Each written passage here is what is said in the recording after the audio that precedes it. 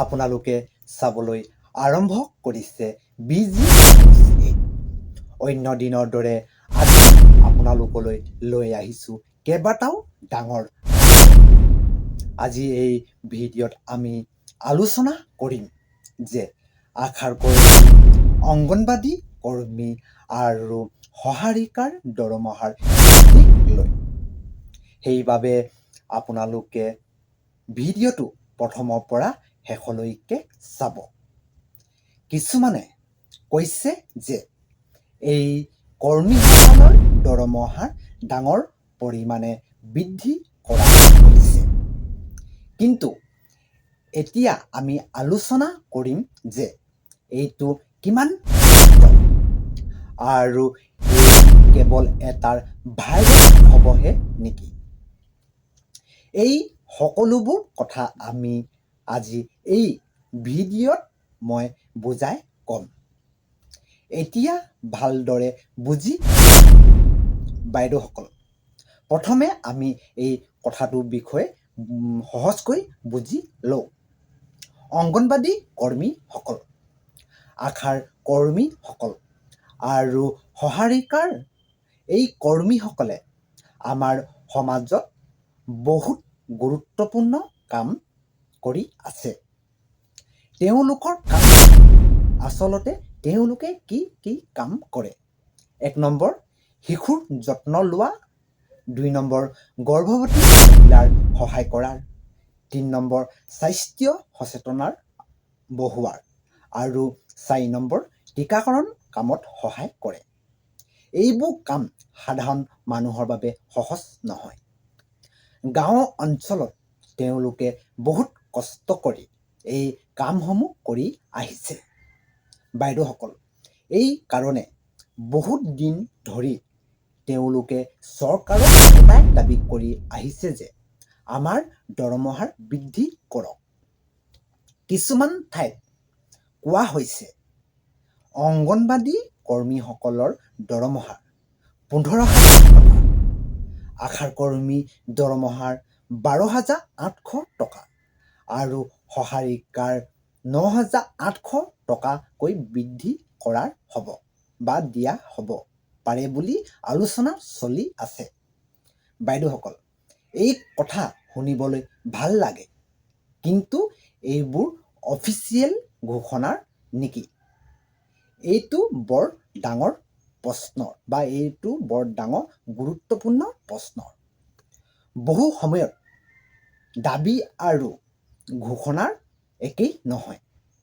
দাবী হৈছে মানুহে বিচাৰে আৰু ঘোষণাৰ মানে হৈছে চৰকাৰে নিশ্চিত কৰে।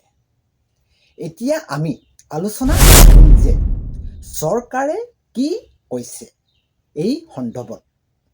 বাইদেউসকল, এই বিষয়ত চৰকাৰৰ ভূমিকা বুজাটো আমি বহুত জৰুৰী।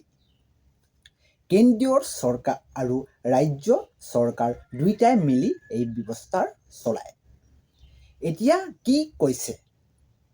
বিভিন্ন স্তৰত চৰকাৰে আলোচনা কৰি আছে, কিন্তু চূড়ান্ত সিদ্ধান্ত এতিয়ালৈকে আহি পোৱা নাই। মানে এই মুহূৰ্তত যি খবৰ ভাইৰেল হৈছে সেইবোৰ সঁচা খবৰ একেবাৰে নহয়। আপোনালোকে দৰমহাৰ বৃদ্ধি চৰকাৰে কৰিব লাগে নে নালাগে? কমেণ্ট কৰি আপোনালোকৰ মতামতসমূহ জনাবচোন। বাইদেউসকল, এতিয়া এটা গুৰুত্বপূৰ্ণ কথা ক'ব লাগিব যে সামাজিক মাধ্যমত ভুৱাৰ খবৰ বহুত বেছি ভাইৰেল হৈ থাকে। মানুহে চেক নকৰাকৈ শ্বেয়াৰ কৰে এনে ভুৱাৰ খবৰসমূহ। কিন্তু এটা কথা এইটো আপোনালোকে বাবে বিপজ্জনক। ভুল তথ্যহে মানুহক বিভ্ৰান্ত কৰে। সেইকাৰণে সদায় সত্য তথ্য জানি ল'ব, অফিচিয়েল ন'টিফিকেশ্যন চাব। এতিয়া কৰ্মীসকলৰ কষ্টৰ ওপৰত চাওঁ আহক। আমি এতিয়া অলপ ভাবোঁ, এই বিভাগত কাম কৰা কৰ্মীসকলৰ জীৱন কেনেকুৱা। সকলোৱে জানে তেওঁলোকে দিনটোত বহুত কামত ব্যস্ত থাকে, যেনে গাঁৱৰ ঘূৰে, মানুহক সচেতন কৰে, কিন্তু তেওঁলোকৰ দৰমহাৰ কম। এই কাৰণে তেওঁলোকে দাবী কৰিছে যে তেওঁলোকৰ জীৱন উন্নত কৰিব লাগে, তেতিয়াহে তেওঁলোকৰ জীৱন যাপন সহজ হৈ পৰিব। এতিয়া চাওক আগলৈ কি হ'ব পাৰে। বাইদেউসকল, এতিয়া প্ৰশ্নটো হৈছে যে আগলৈ কি হ'ব পাৰে। চৰকাৰে দৰমহা বৃদ্ধি কৰিব পাৰে, নতুন স্কিম আনিব পাৰে আৰু ইনচেণ্টিভ বৃদ্ধি হ'ব পাৰে, কিন্তু এইবোৰ সম্পূৰ্ণভাৱে চৰকাৰৰ সিদ্ধান্তৰ ওপৰতহে নিৰ্ভৰ কৰে। অফিচিয়েল ঘোষণা নোহোৱালৈকে নিশ্চিত বুলি ক'ব নোৱাৰি। এতিয়া আপোনালোকে কি কৰিব? এতিয়া আপোনালোকে কি কৰিব লাগিব? আপোনালোকৰ বাবে এটা গুৰুত্বপূৰ্ণ উপদেশ মই দিছোঁ।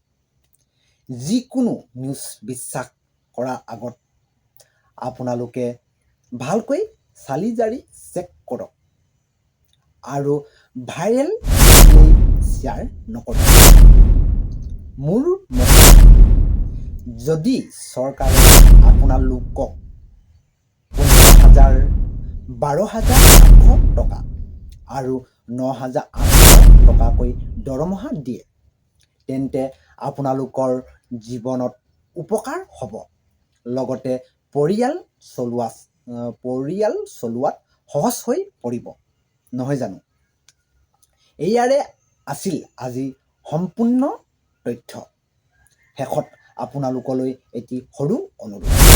যদি আপুনি এগৰাকী কৰ্মী হয়, এই ভিডিঅ'টো অন্য এজন ব্যক্তিলৈ শ্বেয়াৰ কৰি মই সদায় আপোনালোকৰ বাবে এনে গুৰুত্বপূৰ্ণ আপডেট লৈ আহি থাকিম।